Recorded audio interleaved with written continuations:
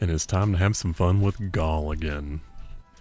And the first little bit's literally just walking around the town, so I'll pick back up with you when we actually leave town and go do something fun.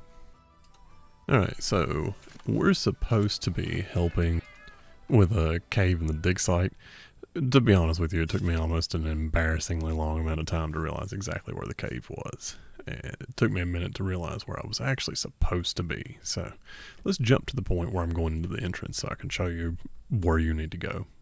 In case you're unclear where I'm at, this is where you went to fight the Ajarkhan earlier, but there's a little ramp that goes up on the right instead of going straight to come around to the bridge. You just go up, and there's a big ol' opening in the rock face right here, and that's the cave you need to go into. And you really don't have a whole lot of flexibility in terms of where you're going. You just kind of follow the marker.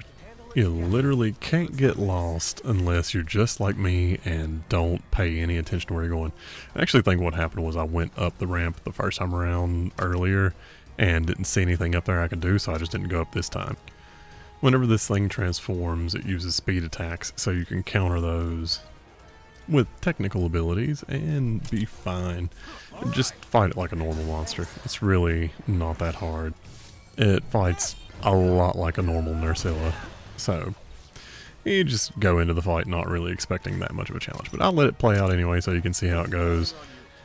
It gets some good hits in, but honestly, if you spend even a little bit of time grinding, like, I'm trying to basically work my way through the game for the most part, kind of as quickly as possible, because it takes a little while to put all this stuff together and get it out.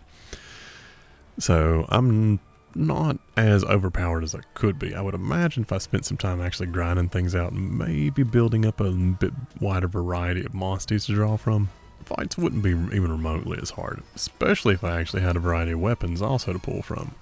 But if anything, that should show you you can just kind of power your way through the game if you learn exactly how the combat system works and you use the appropriate moves at the appropriate time and just kind of push your way through a little bit, at least for the story. Some of the side content, that might not be quite as true. And yeah, these are labeled as side stories, but they very much intend for you to do them. That's why they pause everything else while you do them.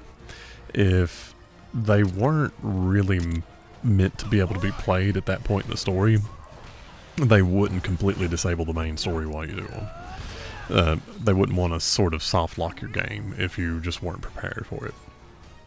Anyway, I'll pick back up with you when this fight's over.